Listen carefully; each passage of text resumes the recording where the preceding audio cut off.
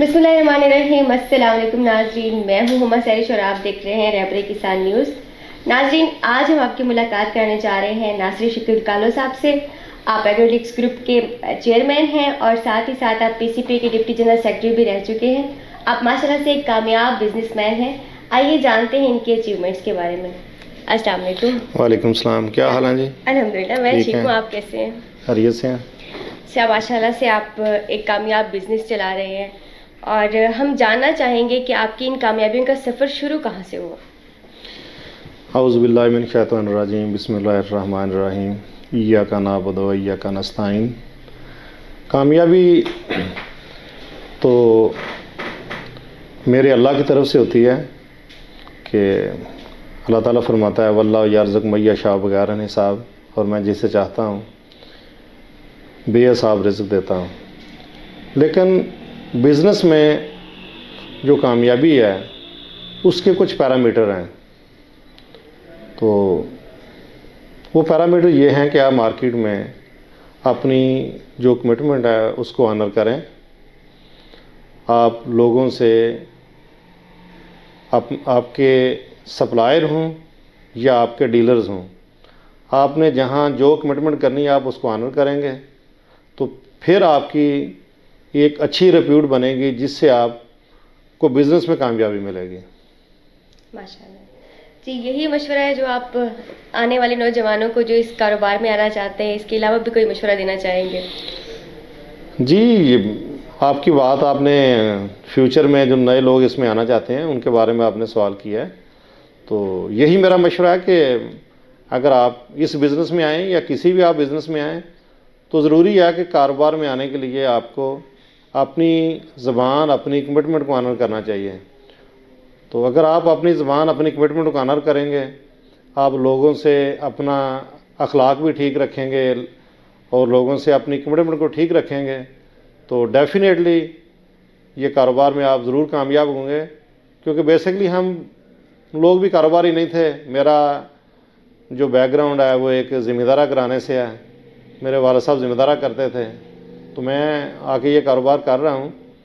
तो उसका बुनियादी असूल यही है कि आप अपनी कमिटमेंट को ऑनर करें, लोगों से लेन देन ठीक रखें तो आप अपने कारोबार में कामयाब हो जाएंगे। तो यही मेरा मशवरा है आने वाले लोगों के लिए कि वो भी इस चीज़ को फॉलो करें। ठीक है जी।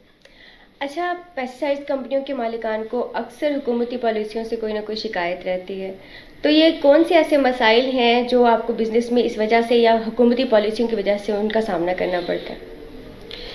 जो पेस्टिसाइड में मसाइल है ना, वो बेसिकली अगर गवर्नमेंट हमारे मसाइल को समझे तो ये इतना बड़ा मसला नहीं है। कि हम ये चाहते हैं कि पेस्टिसाइड में अडल्ट्रेशन और सबस्टेंस का डिफरेंस होना चाहिए। यहाँ पे जब सैंपल अनफिट आता है तो उसमें किसी का 0.1% में अनफिट है, किसी का 0.5% अनफिट है, किसी का 50% लेस है या किसी का 0% में अडल्ट्रेटेड प्रोडक्ट है, तो वो इक्वल सलूक किया जाता है। डिफ़ाइन नहीं किया जाता कि ये प्रोडक्ट कि due to weather, due to storage की वजह से, हमारे हार्ड मौसम की वजह से सबस्टेंस हुआ है जिसमें अदारे का किसी किस्म का कोई कसूर नहीं है, तो इसको डिफ़ाइन किया जाए तो उसके मुताबिक से ट्रीट किया जाए। वहाँ पे कोई छोटी को पेनल्टी रखी जाए, को फ़ाइन किया जाए, वहाँ पे FIR ना दी जाए। तो इस तरीके से इस कारोबार को एक बाइज़्ज़त कारोबार बनाया जा सकता है। और उसके साथ साथ जब हम इन चीज़ों को अलहदा करेंगे तो फिर जो 2 नंबर लोग काम करने वाले हैं वो भी आइडेंटिफाई हो जाएंगे। अभी तो वो समझते हैं कि जी FIR होगी या वो जिसका 0.1% पे प्रोडक्ट अनफिट आया या जिसका 0 पे आया, दोनों इक्वल हैं। जब दोनों इक्वल हैं तो एक बंदा तो अपने राइट के लिए वो अपने हक पे होता है, उसके लिए वो अपना जोर लगा रहा होता है कि जी मैंने कुछ गलत नहीं किया, तो उसी के साथ दूसरा वो भी मिल जाता है जिसने 100% 2 नंबरी की होती है। तो इन दोनों को डिफ़ाइन करना, सेपरेट करना, अलहदा करना बड़ा ज़रूरी है। तो हमारी हुकूमत से यही रिक्वेस्ट है कि हमने पेस्टिसाइड ऑर्डिनेंस जब से 18वीं तरमीम हुई है उस वक्त से हम लगे हुए हैं कि गवर्नमेंट हमें कि हमारे इस ऑर्डिनेंस को अप्रूव करें और सब स्टैंडर्ड को और अल्टरेटेड को अलग-अलग किया जाए। ठीक है जी। سر یہ بات ادویات کی جو امپورٹ ہے اور اس کی رجسٹریشن ہے ان میں کن مسائل کا سامنا کرنا پڑ رہا ہے آپ کو؟ جو ادویات کی امپورٹ ہے اس میں بھی ہمیں خاصے مسائل رہتے ہیں کہ ڈی پی پی کراچی میں جہاں سے ہم رجسٹرنگ کرواتے ہیں وہاں سے ایک مسئلہ ہمارا بنا ہوا تھا پی ایچ آئی کے حوالے سے، جو ریسنٹلی ابھی سال ہوا ہے کوئی 1 ویک پہلے، تو اس وجہ سے ہماری رجسٹریشنیں کافی رکی ہوئی تھیں، تو الحمدللہ وہ سالو ہو گیا۔ اس کے علاوہ کہ جو فارم 1 کے پروڈکٹ ہیں وہ قانون کے مطابق ہر 3 سال بعد ان کی لسٹ فارم 16 پہ شفٹ ہونی چاہیے، جبکہ ابھی کوئی 5-6 سال سے ہم لگے ہوئے تھے، تو وہ لسٹ بھی ابھی ہماری یہ جو لاسٹ 54 اپٹیک ہوئی ہے اس میں وہ پروڈکٹ فارم 16 پہ آئے ہیں جو فارم 1 کے پروڈکٹ تھے۔ تو یہ بیسکلی اس کے لیے ہمیں بڑی تگودو کرنی نہیں چاہیے، یہ ایک پالیسی میٹر ہے کہ جس پروڈکٹ کو 3 سال کمپلیٹ ہو جائیں اس کو آفٹر 3 ایئر گورنمنٹ کو آٹومیٹکلی فارم 16 پہ اس پروڈکٹ کو شفٹ کر دینا چاہیے، تاکہ ہمارا جو ذمہ دار ہے اس کو معیاری اور نئے پروڈکٹ فارم 16 کے جنیرک کے لیول پہ سستے ریٹوں پہ دستیاب ہو سکیں۔ بہت اچھا مشورہ جو آپ نے اس حوالے سے دیا ہے۔ اب بتا رہے تھے کہ آپ کے والد صاحب جو ہیں وہ کاشتکار بھی تھے، تو آپ اس کے حوالے سے ہمیں بتائیے کہ کسان جو ہے اس کی خوشحالی کے لیے کیا کیا چیزیں ہیں جو اس کو کرنی چاہیے؟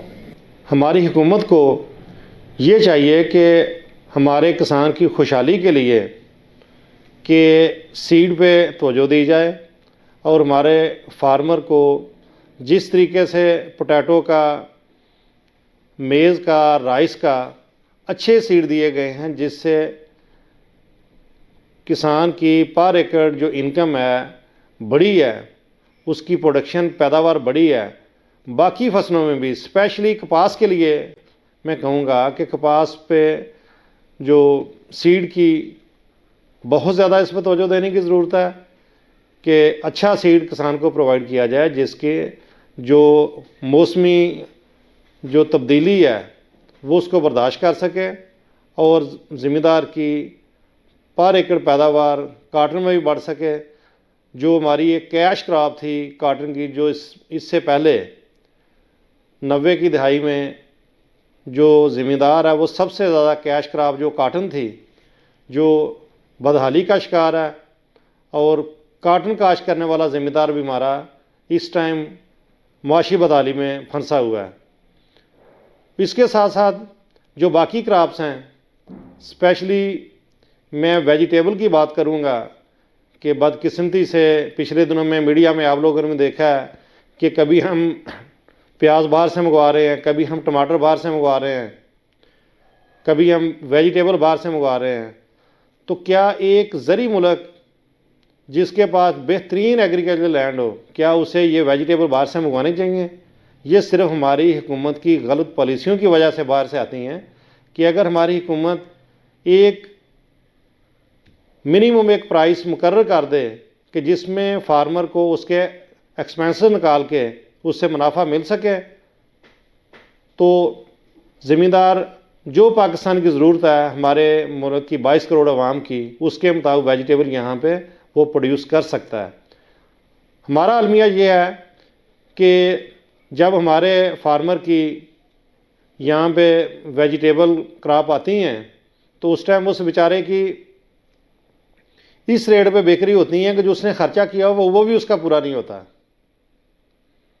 تو ایک ٹائم ایسا آتا ہے کہ ٹماٹر 200 روپے کلو بیک رہا ہے، آلو 150 روپے کلو بیک رہا ہے، اور پیاز جو 100 روپے کلو بیک رہا ہے۔ جب ہمارے فارمر کی میں فصل آئے گی تو یہی ساری کی ساری چیزیں وہ اس ریٹ پہ آ جائیں گی کہ فارمر کا جو اس کے ایکسپینسز اس نے کیے ہوں گے وہ بھی پورے نہیں ہوں گے۔ تو اس میں صاحب اختیار جو لوگ ہیں حکومت میں، ان کو یہ میں ریکویسٹ کروں گا کہ اس ملک کو، جو ایک زرعی ملک ہے، جو ہمارے لیے شرمندگی کا باعث ہے کہ ہم ویجیٹیبل بھی باہر سے منگواتے ہیں، تو اس کا ایک بیسک پرائس مقرر کی جائے جو فارمر کو ملے اور فارمر کی انکم بھی اس میں ہو، اور اس کے ساتھ ساتھ ہماری جو شہری آبادی ہے یا وہ لوگ جو سبزیاں ہیں جنہوں نے خرید کے کھانی ہیں ان کو بھی ایک مناسب ریٹ پہ سبزی مہیا ہو سکے گی، کہ جو ہمیں باہر کے ہم سبزی لا کے یہاں پہ یہ چیزیں کھاتے ہیں ان کا جو ایکسپینسز ہے وہ نہیں ہوں گے، اور ہمارے فارمر کو ایک مناسب ریٹ پہ چیزیں اس کی قیمت ملے گی، اور وہ ہمارے ملک کی جو ضرورت ہے اس کے مطابق اپنی سبزیاں پوری کاشت کرے گا۔ جی ناصر صاحب، رہبر کسان نیوز پیپر تو آپ 11 سال سے پڑھتے ہی آ رہے ہیں، اب رہبر کسان نیوز چینل بھی سٹارٹ کیا ہم نے، آپ اس کے بارے میں کیا ویوز دینا چاہیں گے؟ جی، رہبر کسان سے ہمارا بہت پرانا تعلق ہے۔ رفیق کیسر صاحب اور سندھو صاحب کہ جب سے انہوں نے رہبر کسان شروع کیا ہے اس وقت سے یہ میرے پاس آ رہے ہیں، اور ان کا اخبار بھی میں ریگولر پڑھتا ہوں، اور اس رہبر کسان کو میں اپنا اخبار سمجھتا ہوں، اور ان کی جو سپورٹ ہے وہ بھی ہم ساتھ ساتھ ان کی جاری رکھتے ہیں، کیونکہ رہبر کسان کی جو کامیابی ہے وہ ہمارے فارمر کی کامیابی ہے، اور یہ ہمارے پی سی بی اے کو بھی سب سے اچھا جو ریپریزنٹ کر رہا ہے وہ رہبر کسان ہے۔ بہت شکریہ آپ کے ٹائم کا، آپ نے بہت اچھے جوابات دیے اور بہت اچھا لگا آپ سے بات کر کے۔ تھینک یو جی۔ جی ناظرین، اللہ تعالیٰ آپ لوگوں کو اس میں کامیابی دے، اور اس میں جو آپ نے نیوز چینل بنایا ہے تو میری خواہش ہے کہ یہ ایک وقت میں یہ ایسا نیوز چینل بنے کہ پورے پاکستان میں دیکھا جا سکے، اور یہ سیٹلائٹ پہ آئی ہے۔ انشاءاللہ انشاءاللہ۔ تھینک یو جی۔ جی ناظرین، آپ نے ناصر شکیل کالو صاحب کی گفتگو سنی، امید ہے آپ کو یہ پروگرام پسند آیا ہوگا۔ آپ سے ملاقات ہوتی رہے گی، ہمارے چینل کو سبسکرائب کیجیے، ہماری ویڈیو کو لائک کیجیے اور زیادہ سے زیادہ شیئر کیجیے۔ اللہ حافظ۔